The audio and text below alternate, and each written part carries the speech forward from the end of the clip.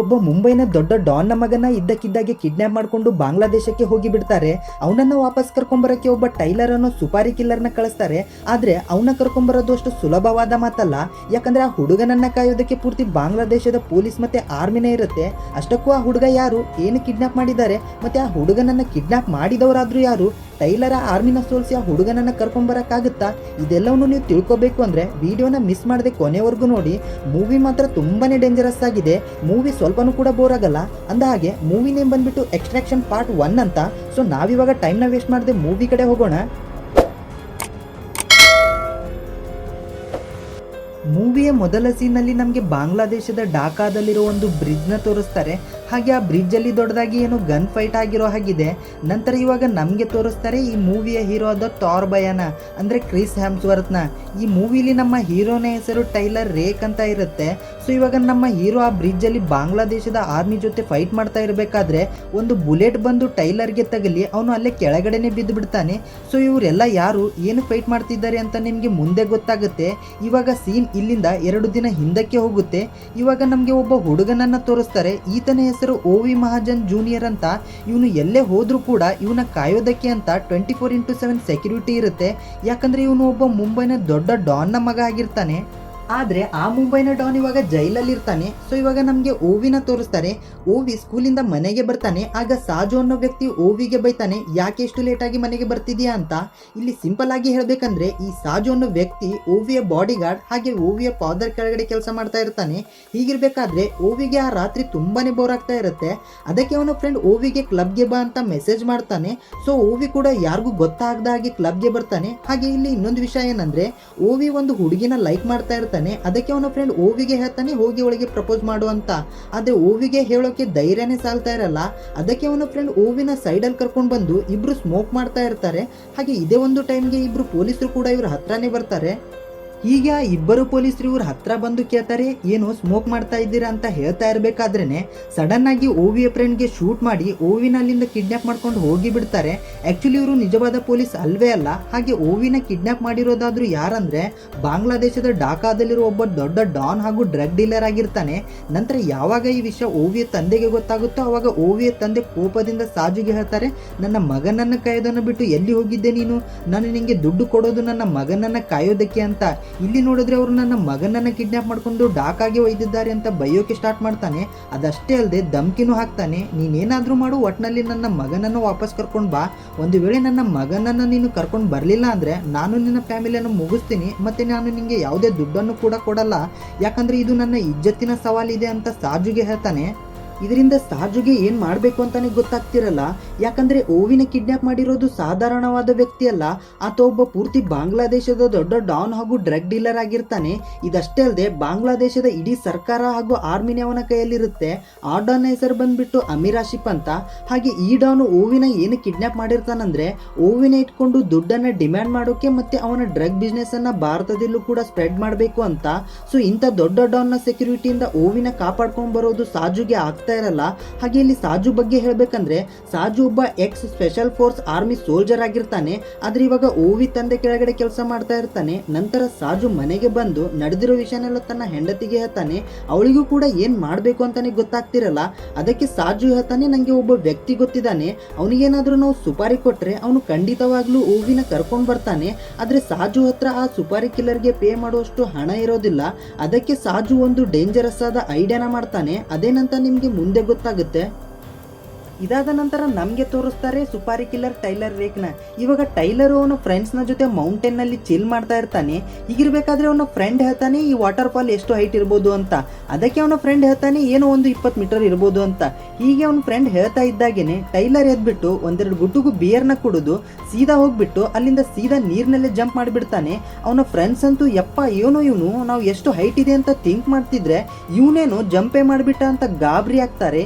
ಈ ಸೀನ್ ಅಂತೂ ನೋಡೋಕೆ ಬೆಂಕಿ ಆಗಿತ್ತು. ಹಾಗೆ ಇಲ್ಲಿ ಟೈಲರ್ನ ಒಂದು ಪ್ಲಸ್ ಪಾಯಿಂಟ್ ಏನಂದ್ರೆ ಅವನು ನೀರಿನಲ್ಲಿ ತುಂಬಾನೇ ಹೊತ್ತು ಉಸಿರನ್ನ ಬಿಗಿ ಹಿಡ್ಕೊಂಡು ಯೋಗ ಮಾಡ್ತಾ ಇರ್ತಾನೆ.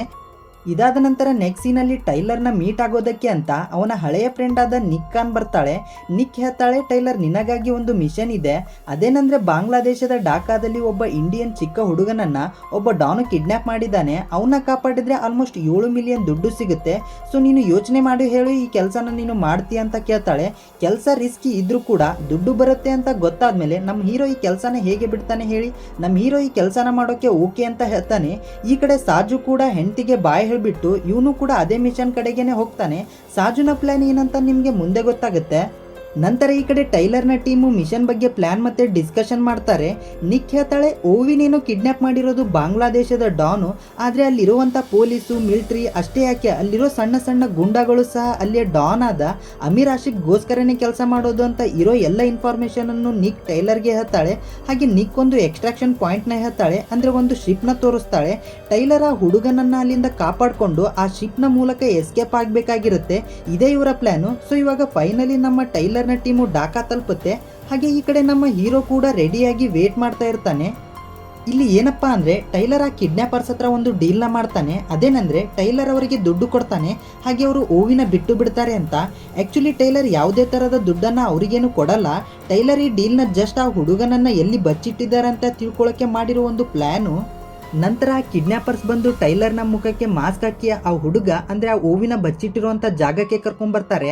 ಅಲ್ಲಿ ಬಂದ ನಂತರ ಟೈಲರ್ ಕಿಡ್ನಾಪರ್ಸ್ಗೆ ಪ್ರೂಫ್ನ ಕೇಳ್ತಾನೆ, ಅಂದ್ರೆ ಆ ಹುಡುಗ ನಿಮ್ಮ ಹತ್ರ ಇದಾನೋ ಇಲ್ವೋ ಅಂತ ತೋರಿಸಿ ಅಂತ ಕೇಳ್ತಾನೆ. ಆದ್ರೆ ಆ ಕಿಡ್ನಾಪರ್ಸ್ ಮೊದಲು ಕ್ಯಾಶ್ನ ಕೊಡು ಆಮೇಲೆ ಪ್ರೂಫ್ನ ತೋರಿಸ್ತೀವಿ ಅಂತ ಹೇಳ್ತಾರೆ. ಆದ್ರೆ ಟೈಲರ್ ಮಾತ್ರ ಮೊದಲು ಪ್ರೂಫ್ ಆಮೇಲೆ ಕ್ಯಾಶ್ ಅಂತ ಹೇಳ್ತಾನೆ. ಇದರಿಂದ ಆ ಕಿಡ್ನಾಪರ್ಗೆ ತುಂಬಾನೇ ಕೋಪ ಬಂದು ಟೈಲರ್ನ ಹಣೆಗೆ ಗನ್ ಇಟ್ಬಿಡ್ತಾನೆ. ಆದ್ರೆ ಟೈಲರ್ ಯಾವುದೇ ರೀತಿ ಭಯನೇ ಆಗಲ್ಲ. ಆ ಕಿಡ್ನಾಪರ್ಸ್ ಗನ್ನಿಂದ ಶೂಟ್ನೇ ಮಾಡಿಬಿಡ್ತಾರೆ, ಆದ್ರೆ ಅದರಲ್ಲಿ ಬುಲೆಟ್ಸ್ ಇರಲ್ಲ. ಬಟ್ ಟೈಲರ್ ಮಾತ್ರ ಸ್ವಲ್ಪನೂ ಕೂಡ ಅಂಜದೆ ಕಣ್ಣಿನ ರೆಪ್ಪೆ ಕೂಡ ಮಿಟಿಕಸಿರಲ್ಲ. ಟೈಲರ್ಗೆ ಸಾವಿನ ಭಯನೇ ಇರಲ್ಲ. ಕಿಡ್ನಾಪರ್ಸು ಟೈಲರ್ನ ಡೇರಿಂಗ್ ನೋಡಿ ಪ್ರೂಫ್ನ ತೋರಿಸ್ತಾರೆ, ಅಂದ್ರೆ ಓವಿನ ತೋರಿಸ್ತಾರೆ. ಟೈಲರ್ಗೆ ಓವಿ ಇಲ್ಲೇ ಇರೋದು ಅಂತ ಕನ್ಫರ್ಮೇಶನ್ ಆದ್ಮೇಲೆ ಕಿಡ್ನಾಪರ್ಸ್ ಟೈಲರ್ಗೆ ಹೇಳ್ತಾರೆ, ಹೋಗಿ ಕ್ಯಾಶ್ನ ತಗೊಂಡು ಬಂದು ಹುಡುಗನನ್ನ ಕರ್ಕೊಂಡು ಹೋಗು ಅಂತ. ಹೀಗೆ ಟೈಲರ್ನ ಹೊರಗಡೆ ಕರ್ಕೊಂಡು ಹೋಗ್ತಿರ್ಬೇಕಾದ್ರೆ ಟೈಲರ್ನ ಟೀಮ್ನ ಒಬ್ಬ ಸ್ನೈಪರು ಹೊರಗಡೆಯಿಂದ ಟೈಲರ್ನ ಹಿಡ್ಕೊಂಡ್ ಬರ್ತಿದ್ದ ಕಿಡ್ನಾಪರ್ಸ್ಗೆ ಶೂಟ್ ಮಾಡಿ ಬಿಡ್ತಾನೆ. ಇನ್ನೇನು ಟೈಲರ್ ಸಿಕ್ಕಿದ್ದ ಚಾನ್ಸ್ ಅಂತ ಇನ್ನೊಬ್ಬನಿಗೂ ಕೂಡ ಹೊಡೆದು ಸಾಯಿಸ್ಬಿಡ್ತಾನೆ. ಇಲ್ಲಿಂದ ಸ್ಟಾರ್ಟ್ ಆಗುತ್ತೆ ನೋಡಿ ಬರೀ ಆಕ್ಷನ್ ಅಂಡ್ ಆಕ್ಷನ್ ಸೀನ್ಗಳು. ನಂತರ ಟೈಲರ್ ಆ ಹುಡುಗನನ್ನ ಕಾಪಾಡೋಕೆ ವಾಪಸ್ಸು ಅದೇ ರೂಮ್ಗೆ ಬಂದು ಅಲ್ಲಿರೋರ್ನೆಲ್ಲ ತುಂಬಾನೇ ಡೇಂಜರಸ್ ಆಗಿ ಶೂಟ್ ಮಾಡಿ ಮುಗಿಸ್ಬಿಡ್ತಾನೆ. ಇಲ್ಲಿ ಫೈಟ್ ಸೀನ್ ಅಂತೂ ಮಸ್ತಾಗಿತ್ತು. ಹೀಗೆ ಟೈಲರ್ ಎಲ್ಲರನ್ನು ಸಾಯಿಸಿ ಓವಿ ಹತ್ರ ಹೋಗ್ತಿರ್ಬೇಕಾದ್ರೆ ಆ ಕಿಡ್ನಾಪರ್ ಜೊತೆ ಇದ್ದ ಒಬ್ಬ ಚಿಕ್ಕ ಹುಡುಗ ಟೈಲರ್ಗೆ ಶೂಟ್ ಮಾಡಬೇಕು ಅಂತ ಟ್ರೈ ಮಾಡ್ತಾ ಇರ್ತಾನೆ. ಅದಲ್ಲದೆ ಅವನಿಗೆ ಇನ್ನು ಗನ್ ಕೂಡ ಲೋಡ್ ಮಾಡಕ್ ಬರ್ತಿರಲ್ಲ. ಅದಕ್ಕೆ ಟೈಲರ್ ಆ ಹುಡುಗನ ಹತ್ರ ಬಂದು ಅವನ ಗನ್ನ ತಗೊಂಡು, ಅಪ್ಪಿ ನೀನು ಮೊದಲು ಹೋಗಿ ದೀಪಾವಳಿ ಗನ್ನನ್ನು ಶೂಟ್ ಮಾಡೋದನ್ನ ಕಲಿ, ಆಮೇಲೆ ನನ್ನ ಶೂಟ್ ಮಾಡುವಂತೆ ಅಂತ ಹೇಳಿ ಅವನನ್ನ ಅಲ್ಲೇ ಬಿಟ್ಟು ನಂತರ ಟೈಲರ್ ಓವಿನನ್ನ ಕರ್ಕೊಂಡು ಅಲ್ಲಿಂದ ಮುಂದೆ ಹೋಗ್ತಾನೆ. ಇದಾದ ನಂತರ ನಮಗೆ ವಿಲ್ಲನ್ನ ತೋರಿಸ್ತಾರೆ, ಅಂದ್ರೆ ಬಾಂಗ್ಲಾದೇಶದ ಡಾನ್ ಆದ ಅಮೀರ್ ಆಶಿಫ್ನನ್ನ ತೋರಿಸ್ತಾರೆ. ನೋಡೋಕೆ ಜೆಂಟಲ್ಮ್ಯಾನ್ ತರ ಕಂಡ್ರು ತುಂಬಾನೇ ಡೇಂಜರಸ್ ಆಗಿರ್ತಾನೆ. ಹೀಗಿರ್ಬೇಕಾದ್ರೆ ಈ ಡಾನ್ನ ಕೆಳಗಡೆ ಕೆಲಸ ಮಾಡ್ತಾ ಇದ್ದ ಕೆಲವು ಚಿಕ್ಕ ಹುಡುಗರುಗಳಲ್ಲಿ ಯಾರೋ ಒಬ್ರು ದುಡ್ಡನ್ನ ಕದ್ಬಿಟ್ಟಿರ್ತಾರೆ. ಸೊ ಅದಕ್ಕೆ ಅಮೀರ್ ಯಾರು ದುಡ್ಡನ್ನ ಕದ್ದಿದ್ದು ಅಂತ ಕೇಳ್ತಾ ಇದ್ರು ಕೂಡ ಯಾರು ಕೂಡ ಆನ್ಸರ್ ಮಾಡ್ತಾ ಇರಲ್ಲ. ಅದಕ್ಕೆ ಅಮೀರ್ಗೆ ಶಿಟ್ ಬಂದು ಒಬ್ಬೊಬ್ಬರನ್ನ ಮೇಲಿಂದ ಎತ್ತಿ ಕೆಳಗಡೆ ಬಿಸಾಕ್ತಾ ಇರ್ತಾನೆ. ಹೀಗಿರ್ಬೇಕಾದ್ರೆ ಒಬ್ಬ ಹುಡುಗ ಮುಂದೆ ಬಂದು ಹೇಳ್ತಾನೆ, ನಂಗೆ ದುಡ್ಡು ಕದ್ದೋರು ಯಾರಂತ ಗೊತ್ತಿದೆ ಅಂತ. ಅದಕ್ಕೆ ಅಮೀರ್ ಯಾರು ಅಂತ ಕೇಳ್ದ ಆ ಹುಡುಗ ಹೇಳ್ತಾನೆ, ಇವಾಗ ನೀವು ಕೆಳಗಡೆ ಬಿಸಾಕಿದ್ರಲ್ಲ ಅವನೇ ಅಂತ. ಇದನ್ನ ಕೇಳಿದ ಅಮೀರ್ಗೆ ಆ ಹುಡುಗನ ಬುದ್ಧಿವಂತಿಕೆ ಲೈಕ್ ಆಗಿ ಅವನ್ನ ಮುಂದೆ ಕರೆದು, ನೀನು ನಂಗೋಸ್ಕರ ಹಾನೆಸ್ಟ್ ಆಗಿ ಕೆಲಸ ಮಾಡ್ತಿದೆ ಇಲ್ಲ ಅಂತ ನಂಗೆ ನಂಬಿಕೆ ಬರಬೇಕು ಅಂದ್ರೆ ನಿನ್ನ ಕೈಯಲ್ಲಿರೋ ಒಂದು ಬೆರಳನ್ನ ಕಟ್ ಮಾಡಿ ಕೊಡು ಅಂತ ಕೇಳ್ತಾನೆ. ಆ್ಯಂಡ್ ಇದೇ ಒಂದು ಟೈಮ್ಗೆ ಆರ್ಮಿಯ ಕರ್ನಲ್ ಬಂದು ಹೇಳ್ತಾನೆ, ನಾವು ಕಿಡ್ನಾಪ್ ಮಾಡಿರುವಂಥ ಹುಡುಗ ಎಸ್ಕೇಪ್ ಆಗಿಬಿಟ್ಟಿದ್ದಾನೆ ಅಂತ. ಅದಕ್ಕೆ ಅಮೀರ್ ಹೇಳ್ತಾನೆ, ಎಲ್ಲವನ್ನು ಬಂದ್ ಮಾಡಿ, train, bus, goods, check post ಇಡೀ ಬಾಂಗ್ಲಾನೇ ಲಾಕ್ ಮಾಡಿ, ಆದರೆ ಆ ಹುಡುಗ ಯಾವುದೇ ಕಾರಣಕ್ಕೂ ಮಿಸ್ ಆಗಬಾರ್ದು ಅಂತ ಹೇಳ್ತಾನೆ. ಈ ಕಡೆ ಟೈಲರ್ ಆ ಹುಡುಗನನ್ನ ಒಂದು ಜಾಗಕ್ಕೆ ಕರ್ಕೊಂಡ್ಬಂದು ತಿನ್ನೋಕೆ ಫುಡ್ ಕೊಟ್ಟು ಒಂದು ಬುಲೆಟ್ ಪ್ರೂಫ್ ಜಾಕೆಟ್ ಹಾಕಿ ಆ ಹುಡುಗನ ಒಂದು ಫೋಟೋ ಪ್ರೂಫ್ನ ತಗೊಂಡು ಅವನ ಟೀಮ್ಗೆ ಕಳಿಸ್ತಾನೆ. ಯಾಕಂದ್ರೆ ಇವಾಗ ಟೈಲರ್ ಆ ಹುಡುಗನನ್ನ ಕರ್ಕೊಂಡು ಎಕ್ಸ್ಟ್ರಾಕ್ಷನ್ ಪಾಯಿಂಟ್ ಅಂದ್ರೆ ಆ ಶಿಪ್ಗೆ ಹೋದ್ರೆ ಆಲ್ಮೋಸ್ಟ್ ಮಿಷನ್ ಸಕ್ಸಸ್ ಆದಂಗೆನೆ. ಸೊ ಅದಕ್ಕೆ ಟೈಲರ್ನ ಟೀಮು ಅಂದ್ರೆ ನಿಕ್ಕು ಟೈಲರ್ ಸೆಂಡ್ ಮಾಡಿದಂತ ವಿಡಿಯೋ ಪ್ರೂಫ್ನ ಯಾರು ಇವರಿಗೆ ಡೀಲ್ನ ಕೊಟ್ಟಿದ್ದಾರೋ ಅವರಿಗೆ ಸೆಂಡ್ ಮಾಡಿ ಅವರಿಂದ ದುಡ್ಡನ್ನು ಟ್ರಾನ್ಸ್ಫರ್ ಮಾಡ್ಕೋಬೇಕು ಅಂತ ಟ್ರೈ ಮಾಡ್ತಾ ಇರ್ತಾಳೆ. ಬಟ್ ಡೀಲ್ನ ಯಾರು ಇವರಿಗೆ ಕೊಟ್ಟಿರ್ತಾರೋ ಅವ್ರ ಕಡೆಯಿಂದ ಯಾವುದೇ ರೀತಿ ರೆಸ್ಪಾನ್ಸ್ ಬರ್ತಿರಲ್ಲ. ಹಾಗೆ ಈ ಡೀಲ್ನ ನಿಕ್ಕಿಗೆ ಯಾರು ಕೊಟ್ಟಿದ್ದಾರಂತ ನಿಮಗೆ ಮುಂದೆ ಗೊತ್ತಾಗುತ್ತೆ. ಹೀಗಿರಬೇಕಾದ್ರೆ ಆ ಎಕ್ಸ್ಟ್ರಾಕ್ಷನ್ ಪಾಯಿಂಟ್ ಆಗಿದ್ದ ಆ ಶಿಪ್ಪಲ್ಲಿ ಒಬ್ಬ ವ್ಯಕ್ತಿ ಮುಖ ಮುಚ್ಕೊಂಡು ಬಂದು ಅಲ್ಲಿರೋರ್ನೆಲ್ಲ ಮುಗಿಸಿ ಬಿಡ್ತಾನೆ. ಇದನ್ನು ನೋಡಿದ ನಿಕ್ಗಂತೂ ಟೆನ್ಷನ್ ಆಗಿ ಟೈಲರ್ಗೆ ಕಾಲ್ ಮಾಡಿ ಹೇಳ್ತಾಳೆ, ಟೈಲರ್ ನೀನು ಹೋಲ್ಡಲ್ಲೇ ಇರು, ಇಲ್ಲಿ ಏನೋ ಗಡಬಡ ಆಗಿರೋ ಆಗಿದೆ, ಯಾಕಂದರೆ ನಮಗೆ ಇನ್ನೂ ದುಡ್ಡು ಕೂಡ ಟ್ರಾನ್ಸ್ಫರ್ ಆಗಿಲ್ಲ, ಮೇ ಬಿ ನಮಗೆ ಮೋಸ ಮಾಡಿದ್ದಾರೆ ಅಂತ ಅನಿಸ್ತಾ ಇದೆ ಅಂತ ಹೇಳ್ತಾಳೆ. ಅದಲ್ಲದೆ ಆ ಶಿಪ್ನ ಬಾಂಗ್ಲಾದೇಶದ ಆರ್ಮಿಯವರು ಹುಡುಕಿ ಬಿಡ್ತಾರೆ. ಇವಾಗ ಟೈಲರ್ಗೆ ಶಿಪ್ನ ಮೂಲಕ ಎಸ್ಕೇಪ್ ಆಗಕ್ಕಾಗಲ್ಲ. ಆದ್ರಿಂದ ಟೈಲರ್ ಓವಿನ ಕರ್ಕೊಂಡು ಕಾಡಲ್ಲಿ ಬಚ್ಚಿಟ್ಕೋತಾನೆ. ನಂತರ ನಮಗೆ ಆ ಮಾಸ್ಕ್ ಹಾಕೊಂಡಂತ ವ್ಯಕ್ತಿನ ತೋರಿಸ್ತಾರೆ. ಅದು ಬೇರೆ ಯಾರು ಅಲ್ಲ, ಅದು ಸಾಜುನೇ ಆಗಿರ್ತಾನೆ. ಮತ್ತೆ ಈ ಡೀಲ್ನ ನಿಕ್ಕಿಗೆ ಕೊಟ್ಟಿದ್ದು ಇದೇ ಸಾಜುನೇ. ಇಲ್ಲಿ ಸಾಜುನ ಪ್ಲಾನ್ ಏನಾಗಿರುತ್ತೆ ಅಂದ್ರೆ, ಸಾಜುನ ಕೈಯಲ್ಲಿ ನಿಕ್ಕಿಗೆ ಪೇ ಮಾಡೋಷ್ಟು ಹಣ ಇರಲ್ಲ. ಅದಕ್ಕೆ ಸಾಜು ಯಾವಾಗ ಟೈಲರು ಆ ಡಾನ್ ನಿಂದ ಓವಿನ ಕಾಪಾಡ್ಕೊಂಡು ಬಂದು ಒಂದು ಸೇಫ್ ಪ್ಲೇಸ್ಗೆ ಕರ್ಕೊಂಡು ಬರ್ತಾನೋ, ಅವಾಗ ಅಲ್ಲಿಂದ ಸಾಜು ಟೈಲರ್ನ ಹೊಡೆದು ಓವಿನ ಇವನು ಕರ್ಕೊಂಡು ಹೋಗ್ಬೇಕು ಅಂತ ಮಾಡಿರ್ತಾನೆ. ಹೀಗೆ ಮಾಡೋದ್ರಿಂದ ಸಾಜುಗೆ ದುಡ್ಡು ಉಳಿಯುತ್ತೆ, ಓವಿನ ಕಾಪಾಡ್ದಂಗೂ ಆಗುತ್ತೆ, ಮತ್ತೆ ಅವನು ಕೂಡ ಸೇಫ್ ಆಗಿರ್ತಾನೆ ಅಂತ ಪ್ಲಾನ್ ಮಾಡಿರ್ತಾನೆ. ಹಾಗೆ ಇವಾಗ ಆಲ್ರೆಡಿ ಟೈಲರ್ ಅಂತೂ ಓವಿನ ಕರ್ಕೊಂಡು ಬಂದಿರೋದ್ರಿಂದ ಸಾಜು ಟೈಲರ್ ಇರುವಂಥ ಜಾಗಕ್ಕೆ ಬಂದು ಜೋರಾಗಿ ಕೂಗಿ ಹೇಳ್ತಾನೆ, ಓವಿ ನಾನು ಸಾಜು ಬಂದಿದ್ದೀನಿ, ನನ್ನ ಕಡೆ ಬಾ ಮನೆಗೆ ಹೋಗೋಣ ಅಂತ. ಆದರೆ ಟೈಲರ್ ಮಾತ್ರ ಓವಿನ ಬಿಡದೆ ಒಂದು ಕಾರಲ್ಲಿ ಕರ್ಕೊಂಡು ಅಲ್ಲಿಂದ ಓಡಿ ಹೋಗ್ಬಿಡ್ತಾನೆ. ಸಾಜುನು ಕೂಡ ಅವ್ರ ಹಿಂದೆನೆ ಹೋಗ್ತಾನೆ. ಇದಷ್ಟೇ ಅಲ್ಲದೆ ಬಾಂಗ್ಲಾ ಪೊಲೀಸರು ಸಹ ಇವರು ಹಿಂದೆನೆ ಬಿದ್ದು ಬಿಡ್ತಾರೆ. ಹೀಗೆ ಟೈಲರ್ ಮತ್ತೆ ಓವಿ ಕಾರಲ್ಲಿ ಹೋಗ್ತಾ ಇರಬೇಕಾದ್ರೆ ತುಂಬಾನೇ ಪೊಲೀಸ್ ಕಾರ್ಗಳು ಇವ್ರ ಹಿಂದೆನೆ ಬರ್ತಾ ಇರ್ತವೆ. ಈ ಕಡೆ ಸಾಜು ಕೂಡ ಕೆಲವು ಪೊಲೀಸರನ್ನ ಶೂಟ್ ಮಾಡಿ ಸಾಯಿಸ್ತಾನೆ. ಹಾಗೆ ಟೈಲರ್ಗೆ ದಾರಿ ಗೊತ್ತಾಗದೆ ಕಾರಿಂದ ಇಳಿದು ಓವಿನ ಕರ್ಕೊಂಡು ಮನೆಗಳಲ್ಲಿ ಬಂದು ಬಚ್ಚಿಟ್ಕೋತಾನೆ. ಆದ್ರೆ ಬಾಂಗ್ಲಾದೇಶದ ಸೋಲ್ಜರ್ಸ್ ಇವರನ್ನ ಹುಡುಕೊಂಡು ಬಂದು ಇವರನ್ನ ಮನೆಗಳಲ್ಲಿ ಹುಡುಕ್ತಾ ಇರ್ತಾರೆ. ಆದ್ರೆ ಟೈಲರ್ ಮಾತ್ರ ಒಬ್ಬೊಬ್ಬರನ್ನ ತುಂಬಾನೇ ಡೇಂಜರಸ್ ಆಗಿ ಶೂಟ್ ಮಾಡಿ ಸಾಯಿಸ್ತಾ ಇರ್ತಾನೆ. ಇದೆಲ್ಲವನ್ನು ನೋಡಿದ ಓವಿಗೆ ತುಂಬಾನೇ ಭಯ ಆಗ್ತಾ ಇರುತ್ತೆ. ಹೀಗೆ ನಮ್ಮ ಹೀರೋ ಟೈಲರು ತುಂಬಾನೇ ಸ್ಕಿಲ್ ಇಂದ ಫೈಟ್ ಮಾಡಿ ಅಲ್ಲಿರೋರ್ನೆಲ್ಲ ಸಾಯಿಸಿ ಓವಿನ ಕರ್ಕೊಂಡು ಟೆರೆಸ್ ಇಂದ ಜಂಪ್ ಮಾಡಿ ಹೋಗ್ತಾ ಇರಬೇಕಾದ್ರೆ ಸಾಜು ಬಂದು ಟೈಲರ್ ಜೊತೆ ಫೈಟ್ ಮಾಡೋಕೆ ಸ್ಟಾರ್ಟ್ ಮಾಡ್ತಾನೆ. ಇಬ್ಬರ ನಡುವೆ ಮಸ್ತ್ ಜಬರ್ದಸ್ತ್ ಹ್ಯಾಂಡ್ ಟು ಹ್ಯಾಂಡ್ ಫೈಟ್ ನಡೆಯುತ್ತೆ. ಇಬ್ರು ಕೂಡ ಬೆಸ್ಟ್ ಫೈಟರ್ಸು, ಒಬ್ರು ಸೋಲ್ತಾನೆ ಇರಲ್ಲ. ಹೀಗಿರ್ಬೇಕಾದ್ರೆ ಒಂದು ಕಾರು ಬಂದು ಟೈಲರ್ಗೆ ಗುದ್ದಿ ಬಿಡುತ್ತೆ. ಸಾಜು ಅಲ್ಲೇ ಓವಿನ ಹಿಡ್ಕೊಂಡು ಹೋಗ್ತಾ ಇದ್ದ ಕೆಲವು ಬಾಂಗ್ಲಾದೇಶದ ಸೋಲ್ಜರ್ಸ್ನ ಸಾಯಿಸಿ ಓವಿನ ಕರ್ಕೊಂಡು ಹೋಗ್ತಾ ಇರಬೇಕಾದ್ರೆ ಸಡನ್ಲಿ ಟೈಲರ್ ಲಾರಿಯಿಂದ ಸಾಜುಗೆ ಗುದ್ದಿ ಬಿಟ್ಟು ಓವಿನ ಕರ್ಕೊಂಡು ಅಲ್ಲಿಂದ ಹೋಗ್ತಾನೆ. ಹೀಗಿರ್ಬೇಕಾದ್ರೆ ಬಾಂಗ್ಲಾದ ಆರ್ಮಿ ಹೆಲಿಕಾಪ್ಟರ್ನಲ್ಲಿ ಬಂದು ಟೈಲರ್ಗೆ ಶೂಟ್ ಮಾಡ್ತಾ ಇರ್ತಾರೆ. ಟೈಲರ್ ಲಾರಿನ ಒಂದು ಬ್ರಿಡ್ಜ್ನ ಕೆಳಗಡೆಯಿಂದ ಒಯ್ತಾನೆ. ಲಾರಿ ಬ್ರಿಡ್ಜಿಂದ ಹೊರಗಡೆ ಬರ್ತಾ ಇದ್ದಾಗೇನೆ ಅದನ್ನ ಬ್ಲಾಸ್ಟ್ ಮಾಡಿ ಬಿಡ್ತಾರೆ. ಆದರೆ ಟೈಲರ್ ಮತ್ತೆ ಓವಿ ಬ್ರಿಡ್ಜ್ನ ಕೆಳಗಡೆನೆ ಜಂಪ್ ಮಾಡಿ ಅಲ್ಲಿಂದ ತಪ್ಪಿಸ್ಕೊಂಡು ಹೋಗ್ಬಿಡ್ತಾರೆ. ಈ ಒಂದು 12 ನಿಮಿಷದ ಫೈಟಿಂಗ್ ಸೀನ್ನ ಶೂಟಿಂಗ್ ಮಾಡಬೇಕಾದ್ರೆ ಮೂವಿ ಮೇಕರ್ಸು ವಿತೌಟ್ ಕಟ್ ಮಾಡ್ದೇನೆ ಶೂಟ್ ಮಾಡಿದ್ದಾರೆ. ಅಂದರೆ ಒಂದೇ ಟೇಕಲ್ಲಿ ಮುಗಿಸಿದ್ದಾರೆ. ಇದಾದ ನಂತರ ಅಮೀರ್ ಆಸಿಫ್ ಆರ್ಮಿಗೆ ಹೇಳ್ತಾನೆ, ಟೈಲರ್ ಎಲ್ಲೇ ಸಿಕ್ಕಿದ್ರು ಅವನನ್ನ ಸಾಯಿಸ್ಬಿಡಿ ಅಂತ ಹೇಳ್ತಾನೆ.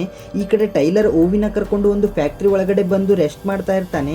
ಟೈಲರು ತುಂಬ ಇಂಜುರಿ ಆಗಿರೋದ್ರಿಂದ ಓವಿ ಟೈಲರ್ಗೆ ಹೆಲ್ಪ್ ಮಾಡ್ತಾನೆ. ಇದೇ ಟೈಮ್ಗೆ ಟೈಲರ್ಗೆ ನಿಕ್ನ ಕಾಲ್ ಬರುತ್ತೆ. ನಿಕ್ ಹೇಳ್ತಾಳೆ, ನಮಗೆ ಇನ್ನೂವರೆಗೂ ಆದರೂ ದುಡ್ಡೇ ಬಂದಿಲ್ಲ, ಅದಕ್ಕೆ ನೀನು ಆದಷ್ಟು ಬೇಗ ಮಿಷನ್ನ ಬಿಟ್ಟು ಅಂದರೆ ಆ ಹುಡುಗನನ್ನು ಬಿಟ್ಟು ವಾಪಸ್ಸು ಬಂದು ಬಿಡು ಅಂತ ಹೇಳ್ತಾಳೆ. ಅದಕ್ಕೆ ಟೈಲರ್ ಹೇಳ್ತಾನೆ, ನಾನು ಯಾವುದೇ ಕಾರಣಕ್ಕೂ ಈ ಹುಡುಗನನ್ನು ಬಿಟ್ಟು ಬರಲ್ಲ, ಏನೇ ಆದರೂ ಕೂಡ ನಾನು ಈ ಹುಡುಗನನ್ನು ಸೇವ್ ಮಾಡ್ತೀನಿ ಮತ್ತೆ ಈ ಮಿಷನ್ ಅನ್ನ ಕಂಪ್ಲೀಟ್ ಮಾಡೇ ಮಾಡ್ತೀನಿ ಅಂತ ಹೇಳ್ತಾನೆ. ಇದಾದ ನಂತರ ನಮಗೆ ಸಾಜುನ ತೋರಿಸ್ತಾರೆ. ಸಾಜು ತುಂಬಾನೇ ಇಂಜುರಿ ಆಗಿರ್ತಾನೆ. ಅವನ ಮುರಿದೋದಂತ ಮೂಗನ್ನ ಸರಿ ಮಾಡಿಕೊಂಡು ಅವನ ಹೆಂಡತಿಗೆ ಕಾಲ್ ಮಾಡಿ, ಒಂದು ವೇಳೆ ನೆಕ್ಸ್ಟ್ 12 ಗಂಟೆಯಲ್ಲಿ ನಾನೇನಾದ್ರೂ ನಿಂಗೆ ಕಾಲ್ ಮಾಡಿಲ್ಲ ಅಂದ್ರೆ ನೀನು ಎಲ್ಲ ದುಡ್ಡನ್ನು ಮತ್ತೆ ಮಗುವನ್ನು ಕರ್ಕೊಂಡು ದೂರ ಹೋಗ್ಬಿಡು, ಒಂದು ವೇಳೆ ನಾನು ಬದುಕಿದ್ರೆ ನಾನು ಹುಡುಕ್ತೀನಿ ಅಂತ ಹೇಳ್ತಾನೆ. ಈ ಕಡೆ ಟೈಲರು ಓವಿನ ಕರ್ಕೊಂಡು ಅಲ್ಲಿಂದ ಹೋಗಬೇಕು ಅಂತ ಒಂದು ಕಾರ್ನ ಸ್ಟಾರ್ಟ್ ಮಾಡ್ತಿರ್ಬೇಕಾದ್ರೆ ಕೆಲವು ಗೂಂಡಾಗಳು ಬಂದು ಇದ್ದಕ್ಕಿದ್ದಾಗೆ ಟೈಲರ್ನ ಶೂಟ್ ಮಾಡೋಕೆ ಸ್ಟಾರ್ಟ್ ಮಾಡಿಬಿಡ್ತಾರೆ. ಈ ಗೂಂಡಾಗಳು ಬೇರೆ ಯಾರೂ ಅಲ್ಲ, ಸ್ಟಾರ್ಟಿಂಗಲ್ಲಿ ನಮಗೆ ಆಶಿಫ್ನ ಜೊತೆ ಕೆಲವು ಹುಡುಗರನ್ನ ತೋರಿಸಿದ್ರಲ್ಲ ಅದೇ ಹುಡುಗರು. ಟೈಲರು ಕೂಡ ಅವ್ರ ಜೊತೆ ಫೈಟ್ ಮಾಡೋಕೆ ಸ್ಟಾರ್ಟ್ ಮಾಡ್ತಾನೆ. ಆ ಹುಡುಗರು ಟೈಲರ್ನ ಸಾಯಿಸಬೇಕು ಅಂತ ಟ್ರೈ ಮಾಡ್ತಾ ಇರ್ತಾರೆ. ಆದರೆ ಟೈಲರ್ ಮಾತ್ರ ಅವರು ಚಿಕ್ಕ ಹುಡುಗರು ಇರೋದ್ರಿಂದ ಅವರನ್ನು ಸಾಯಿಸದೆ ಜಸ್ಟ್ ಅವರಿಗೆ ಚೆನ್ನಾಗಿ ಹೊಡೆದ್ಬಿಟ್ಟು ಅಲ್ಲಿಂದ ತಪ್ಪಿಸಿಕೊಂಡು ಬಂದು ಒಂದು ಚರಂಡಿಯಲ್ಲಿ ಬಚ್ಚಿಟ್ಕೋತಾರೆ. ನಂತರ ಟೈಲರು ನಿಕ್ಕಿಗೆ ಕಾಲ್ ಮಾಡಿ ಗ್ಯಾಸ್ಪರ್ ಅನ್ನೋ ವ್ಯಕ್ತಿನ ಕಳಿಸು ಅಂತ ಹೇಳ್ತಾನೆ. ನಂತರ ಗ್ಯಾಸ್ಪರು ಕಾರ್ ತಗೊಂಡು ಬಂದು ಇವರನ್ನ ಕರ್ಕೊಂಡು ಅವನ ಮನೆಗೆ ಬರ್ತಾನೆ. ಈ ಗ್ಯಾಸ್ಪರ್ ಯಾರಪ್ಪ ಅಂದ್ರೆ ಟೈಲರ್ಗೆ ಒಬ್ಬ ಹಳೆಯ ಫ್ರೆಂಡು. ಯಾಕಂದ್ರೆ ಒಂದು ಟೈಮಲ್ಲಿ ಟೈಲರು ಗ್ಯಾಸ್ಪರ್ನ ಪ್ರಾಣ ಕಾಪಾಡಿರ್ತಾನೆ. ಹಾಗೆ ಗ್ಯಾಸ್ಪರು ಇದೇ ಬಾಂಗ್ಲಾದೇಶದಲ್ಲೇ ಇರ್ತಾನೆ. ಹೊರಗಡೆ ಆರ್ಮಿ ಪೂರ್ತಿ ಚೆಕ್ಕಿಂಗ್ ಮಾಡ್ತಿರೋದ್ರಿಂದ ಎಸ್ಕೇಪ್ ಆಗೋದು ತುಂಬಾ ಕಷ್ಟ ಇರೋದ್ರಿಂದ ಟೈಲರು ಒಂದೆರಡು ದಿವಸ ಇಲ್ಲೇ ಗ್ಯಾಸ್ಪರ್ ಮನೆಯಲ್ಲೇ ಇರಬೇಕು ಅಂತ ಮಾಡ್ತಾನೆ. ನಂತರ ಈ ಕಡೆ ಆ ಹುಡುಗ ಟೈಲರ್ನ ಹೊಡೆಯೋಕ್ಕಾಗದೆ ಬಿಟ್ಟಿರೋದ್ರಿಂದ ತನ್ನ ಒಂದು ಬೆರಳನ್ನು ಕಟ್ ಮಾಡಿ ಅಮೀರಿಗೆ ಕೊಟ್ಟು ಹೇಳ್ತಾನೆ, ನನಗೆ ಇನ್ನೊಂದು ಚಾನ್ಸ್ ಕೊಡಿ, ಈ ಸಾರಿ ನಾನು ಖಂಡಿತವಾಗ್ಲೂ ಅವನನ್ನು ಶೂಟ್ ಮಾಡಿ ಸಾಯಿಸ್ತೀನಿ ಅಂತ ಹೇಳ್ತಾನೆ. ಅದಕ್ಕೆ ಅಮೀರ್ ಹೇಳ್ತಾನೆ, ಉಳಿದ್ರು ನಿನ್ನ ಬೆರಳುಗಳನ್ನು ಹಾಗೆ ಇಟ್ಕೋ, ಮುಂದೆ ಶೂಟ್ ಮಾಡೋಕೆ ಬೇಕಾಗುತ್ತೆ ಅಂತ ಹೇಳ್ತಾನೆ. ಹಾಗೆ ಈ ಹುಡುಗನ ಹೆಸರು ಬಂದ್ಬಿಟ್ಟು ಫರಾದ್ ಅಂತ. ನಂತರ ಈ ಕಡೆ ಟೈಲರ್ ಓವಿಯ ರೂಮ್ಗೆ ಬರ್ತಾನೆ. ಇಬ್ಬರ ನಡುವೆ ಸ್ವಲ್ಪ ಪರ್ಸನಲ್ ಮಾತುಗಳು ನಡೀತವೆ. ಅಂದ್ರೆ ಇಬ್ರು ತಮ್ಮ ಫ್ಯಾಮಿಲಿ ಬಗ್ಗೆ ಹೇಳ್ತಾರೆ. ಇಲ್ಲಿ ಟೈಲರ್ಗೆ ಯಾವುದೇ ಫ್ಯಾಮಿಲಿ ಇರಲ್ಲ. ಅಂದ್ರೆ ತನ್ನ ಇದ್ದ ಒಬ್ಬ ಮಗನೂ ಕೂಡ ಕಳ್ಕೊಂಡಿರ್ತಾನೆ. ಆದ್ರಿಂದ ಟೈಲರ್ಗೆ ಜೀವನದ ಮೇಲೆ ಆಸಕ್ತಿನೇ ಹೋಗ್ಬಿಟ್ಟಿರುತ್ತೆ. ನಂತರ ಟೈಲರ್ ಮತ್ತೆ ಗ್ಯಾಸ್ಪರ್ ರಾತ್ರಿ ಡ್ರಿಂಕ್ಸ್ ಮಾಡ್ತಾ ಇರಬೇಕಾದ್ರೆ ಗ್ಯಾಸ್ಪರ್ ಹೇಳ್ತಾನೆ, ನೋಡು ಟೈಲರ್, ನೀನು ಆ ಹುಡುಗನನ್ನ ಕಾಪಾಡೋಕೆ ಅಂತ ಮಾಡಿದ್ದ ಡೀಲ್ನ ಹಣ ಅಂತೂ ನಿಂಗೆ ಸಿಗ್ಲಿಲ್ಲ. ಆದ್ರೆ ಇವಾಗ ಆ ಹುಡುಗನನ್ನು ನಾವೇನಾದ್ರೂ ಸಾಯಿಸಿದ್ರೆ 10 ಮಿಲಿಯನ್ ದುಡ್ಡು ಸಿಗುತ್ತೆ. ಇಬ್ರು ಅರ್ಧ ಅರ್ಧ ಹಂಚಿಕೊಳ್ಳೋಣ, ಮತ್ತೆ ನೀನು ಇಲ್ಲಿಂದ ಸೇಫ್ ಆಗಿ ಕೂಡ ಹೋಗ್ಬೋದು, ಏನಂತೆ ಅಂತ ಕೇಳ್ತಾನೆ. ಇದನ್ನ ಕೇಳಿದ ಟೈಲರ್ಗೆ ತುಂಬಾನೇ ಕೋಪ ಬಂದು ಹೇಳ್ತಾನೆ, ನಾನು ನಿನ್ನ ಜೀವನ ಉಳಿಸಿದ್ದೀನಿ, ನೀನು ನಂಗೆ ಹೆಲ್ಪ್ ಮಾಡೋದನ್ನ ಬಿಟ್ಟು ದುಡ್ಡಿಗಾಗಿ ಒಬ್ಬ ಚಿಕ್ಕ ಹುಡುಗನನ್ನ ಸಾಯಿಸ್ತೀಯ ಅಂತ ಹೇಳ್ತಾನೆ. ಇಲ್ಲಿ ಗ್ಯಾಸ್ಪರ್ ಮೊದಲೇ ಅಮೀರ್ನ ಜೊತೆ ಡೀಲ್ನ ಮಾಡಿ ಬಿಟ್ಟಿರ್ತಾನೆ. ಟೈಲರ್ ಅಂತೂ ಗ್ಯಾಸ್ಪರ್ನ ಮಾತಿಗೆ ಸಿಟ್ಟಿನಿಂದ ಬೇಡ, ಆ ಥರ ಆಗೋಕೆ ನಾನು ಬಿಡೋದಿಲ್ಲ ಅಂತ ಹೇಳ್ತಾನೆ. ಇದರಿಂದ ಗ್ಯಾಸ್ಪರ್ಗೆ ಸಿಟ್ಟು ಬಂದು ಇಬ್ಬರ ನಡುವೆ ಮಸ್ತ್ ಫೈಟ್ ಸ್ಟಾರ್ಟ್ ಆಗಿಬಿಡುತ್ತೆ. ಹೀಗೆ ಇವರಿಬ್ರು ತುಂಬಾನೇ ಹೊತ್ತು ಫೈಟ್ ಮಾಡ್ತಾ ಇರ್ತಾರೆ. ಆದ್ರೆ ಓವಿ ಇವರಿಬ್ರು ಮಾತಾಡೋದನ್ನ ಕೇಳಿಸ್ಕೊಂಡು ಕೆಳಗಡೆ ಬಂದು ಟೈಲರ್ನ ಹೊಡಿತಾ ಇದ್ದ ಗ್ಯಾಸ್ಪರ್ನ ಅವನದೇ ಆದ ಗನ್ನಿಂದ ಶೂಟ್ ಮಾಡಿ ಸಾಯಿಸೇ ಬಿಡ್ತಾನೆ. ಇದು ಓವಿಯ ಲೈಫ್ನ ಅವನ ಮೊದಲ ಕೊಲೆ ಆಗಿರುತ್ತೆ. ಟೈಲರ್ ಬಂದು ಓವಿಯ ಕೈಯಲ್ಲಿರೋ ಗನ್ನ ತಗೊಂಡು ಅವನ್ನ ಸಮಾಧಾನ ಮಾಡ್ತಾನೆ. ನಂತರ ಟೈಲರ್ಗಂತೂ ಒಂದರ್ಥ ಆಗ್ಬಿಡುತ್ತೆ, ಇವಾಗ ಇಲ್ಲಿರೋದು ಸೇಫ್ ಅಲ್ಲ ಅಂತ. ಸೊ ಅದಕ್ಕೆ ಟೈಲರ್ಗೆ ಬೇರೆ ಆಪ್ಷನ್ ಇಲ್ಲದೆ ಸಾಜುಗೆ ಕಾಲ್ ಮಾಡಿ ಹೇಳ್ತಾನೆ, ನಿಂಗೆ ಹುಡುಗ ಬೇಕಲ್ವಾ, ಸರಿ ಆಯ್ತು, ನಾಳೆ ಬೆಳಿಗ್ಗೆ ಬ್ರಿಡ್ಜ್ನ ಬಳಿ ಸಿಗು ಅಂತ ಹೇಳಿ ಕಾಲ್ನ ಕಟ್ ಮಾಡ್ತಾನೆ. ಮರುದಿನ ಬೆಳಗ್ಗೆ ಟೈಲರ್ ಓವಿನ ಕರ್ಕೊಂಡು ಸಾಜುನ ಮೀಟ್ ಆಗ್ತಾನೆ. ಸಾಜು ಟೈಲರ್ಗೆ ಯಾಕೆ ನೀನು ಸಡನ್ ಆಗಿ ಹುಡುಗನನ್ನ ನಂಗೆ ಒಪ್ಪಿಸ್ತಿದೀಯ ಅಂತ ಕೇಳಿದಾಗ ಟೈಲರ್ ಹೇಳ್ತಾನೆ, ನಂಗೆ ಯಾವುದೇ ದುಡ್ಡು ಬೇಡ, ಜಸ್ಟ್ ಇಬ್ರು ಸೇರಿ ಹುಡುಗನನ್ನ ಮನೆಗೆ ಸೇರ್ಸೋಣ ಅಂತ ಹೇಳ್ತಾನೆ.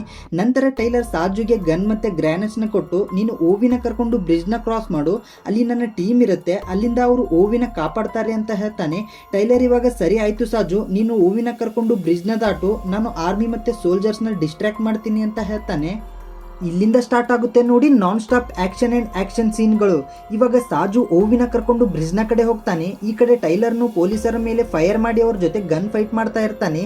ಇಲ್ಲಿ ತುಂಬಾನೇ ಫೈಟ್ ಸೀನ್ಗಳನ್ನ ಮೂವಿ ಮೇಕರ್ಸು ಒಂದೇ ಟೇಕಲ್ಲಿ ಮುಗಿಸಿದ್ದಾರೆ.